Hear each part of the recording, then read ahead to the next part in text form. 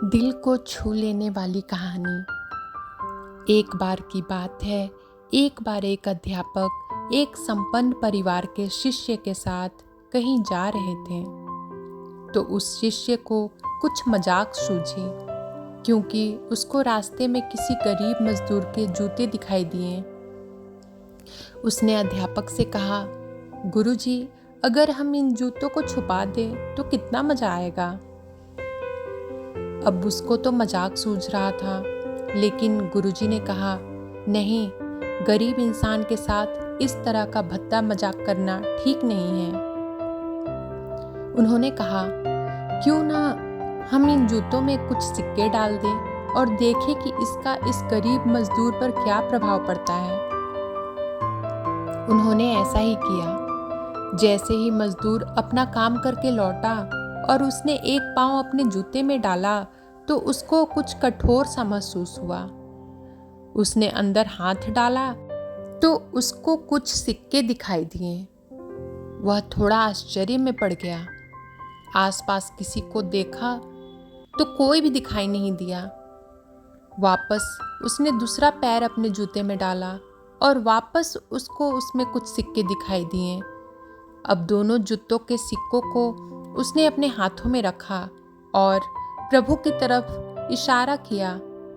हे प्रभु, पता नहीं किस भले मानुस ने यह सिक्का मेरे जूतों में छुपाए हैं, लेकिन जिसने भी छुपाए हैं उसको मेरी दुआ है, ताकि इन पैसों से मैं अपने बच्चों और पत्नी के लिए कुछ खाना और दवाइयाँ ला सकूं।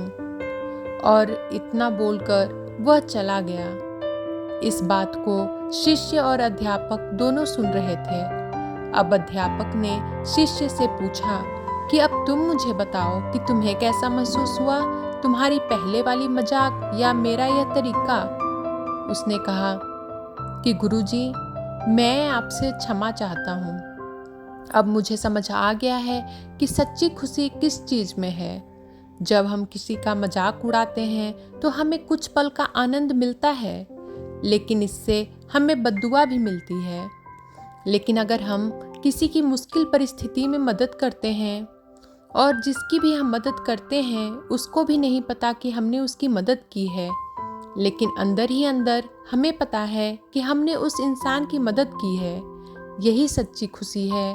जब हम दूसरों को खुशी देते हैं तो हमें सच्ची खुशी मिलती है। इसी तरह खुशियाँ बांटते रहिए, लोगों की मदद करते रहिए और दान करते रहिए, जिसके भी आप काबिल हों। जितना भी आपसे बन पड़े दान करें, लेकिन दान जरूर करें। इसका मतलब यह नहीं है कि आपको कंपलसरी या अनिवार्य रूप से इतने रुपए दान करने ही चाहिए, क्योंकि हर किसी की ज़रूरत अलग अलग हो सकती है।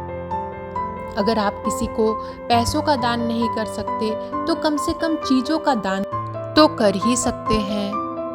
मुझे पूरी उम्मीद है कि यह कहानी आपको ज़रूर अच्छी लगी होगी। आपका कीमती समय देने के लिए दिल से शुक्रिया।